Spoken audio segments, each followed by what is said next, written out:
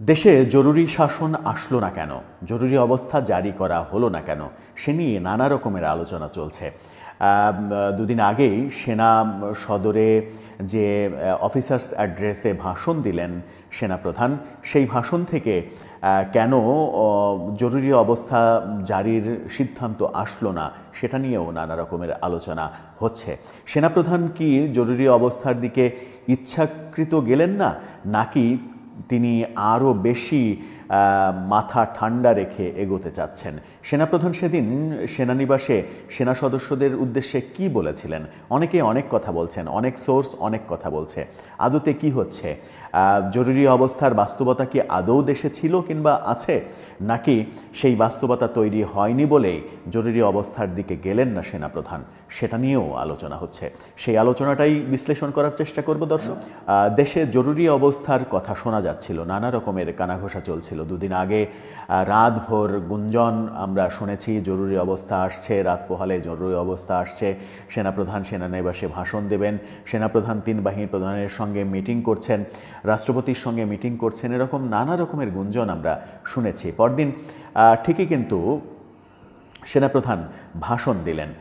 সেনাপ্রধান ভাষণ যখন দিলেন সেনানিবাসে, সেই ভাষণ যেহেতু সেনানিবাসের কোনো কার্যক্রমে, সাধারণত সেনাবাহিনীর অভ্যন্তরীণ কোনো কার্যক্রমে যেহেতু মিডিয়াকে রাখা হয় না, মিডিয়ার উপস্থিতি থাকে না, সেই কারণেই সেখানকার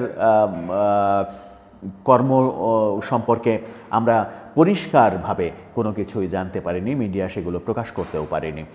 সেই অবস্থায় একমাত্র ভরসা হচ্ছে নানা দিকের নানা রকমের তথ্য উপাত্ত জোগাড় করা।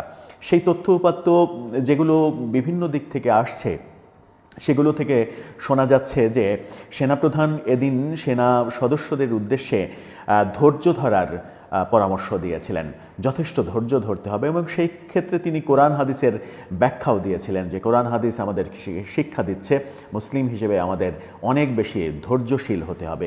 সেই ধৈর্য ধরার পরামর্শ দিয়েছিলেন, এবং এটাও বলেছিলেন যে দেশে এখনও যে শান্তি শৃঙ্খলা বিরাজ করছে, দেশের অবস্থা যে ততটা খারাপ হয়ে যায়নি, সেই ক্রেডিট সেনা সদস্যদের।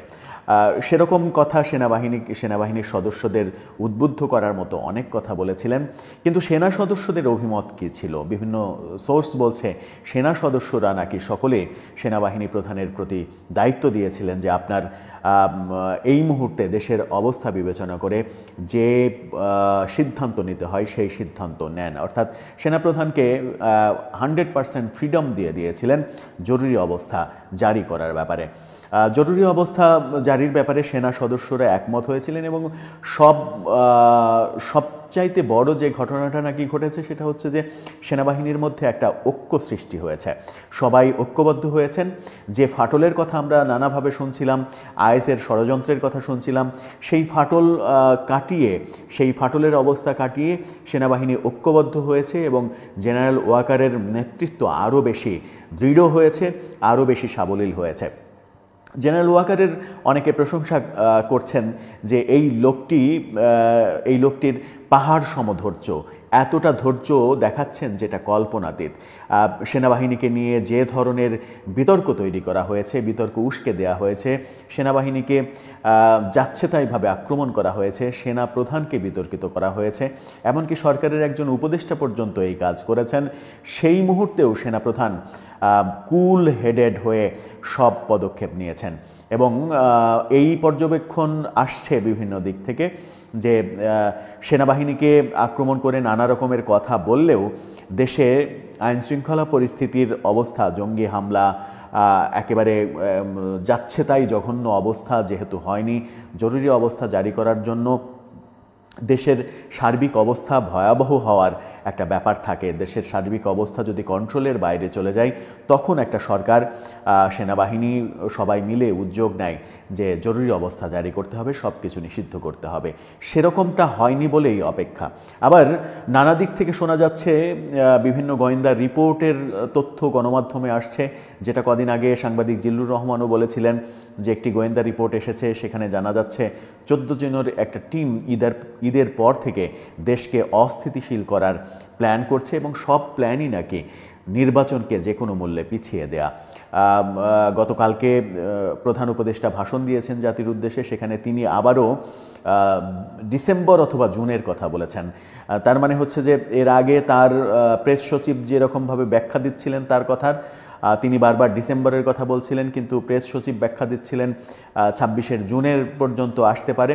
সেই কথাটা এবার প্রধান উপদেষ্টার মুখ থেকে শোনা গেল। তার মানে হচ্ছে নির্বাচনের কোনো কংক্রিট ডিসিশন এখন পর্যন্ত আসেনি, নির্বাচন এখনও দোদুল্যমান।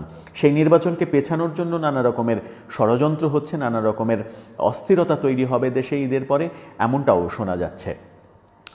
সেনাবাহিনী নিশ্চয়ই সেই ব্যাপারে যথেষ্ট সচেতন রয়েছে এবং দেশের পরিস্থিতি যদি ঘোলাটে করার চেষ্টা করে, এই মুহূর্তে সেনাবাহিনী যেহেতু একাট্টা হয়েছে, একজোট হয়েছে তারা, এবং সেনাবাহিনী প্রধান জেনারেল ওয়াকারের নেতৃত্ব যেহেতু এখন প্রশ্নাতীতভাবে সবাই গ্রহণ করেছেন, তাদের মধ্যে 1% আর কোনো ফাটল নেই, বিভেদ নেই, যে বিভেদের গুঞ্জনগুলো শোনা যাচ্ছিল।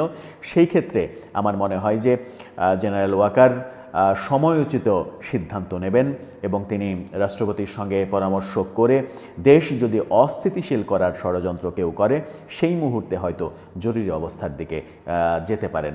তবে এই মুহূর্তে যে গুঞ্জন শোনা যাচ্ছিল জরুরি অবস্থার, সেই জরুরি অবস্থার দিকে যাচ্ছে না সেনাবাহিনী, সেনা শাসনের দিকেও যাবে না। সেনা শাসনের দিকে না যাওয়ার অন্যতম কারণ আলোচিত হয় যে জাতিসংঘ সেই ক্ষেত্রে বাদ সাধবে। জাতিসংঘের শান্তি মিশনে বাংলাদেশের সেনাবাহিনীর প্রশংসনীয় কর্মকাণ্ড রয়েছে, সেই শান্তি মিশন ব্যাহত হতে পারে, যেটা সেনাবাহিনীর সদস্যদের স্বপ্নের একটা ট্যুর বলে অনেকে মনে করেন, সেটা যেন নষ্ট না হয় সেই দিকেও সেনাবাহিনীর নজর রয়েছে, এরকমটাও আলোচনা রয়েছে। সব মিলিয়ে আমার মনে হয় যে একটা মেসেজ অন্তত গিয়েছে যে সেনাবাহিনী এখন একাট্টা হয়েছে, সেনাবাহিনী ঐক্যবদ্ধ হয়েছে, সেনাবাহিনীর মধ্যে চেষ্টা করেও ফাটল ধরানো যায়নি।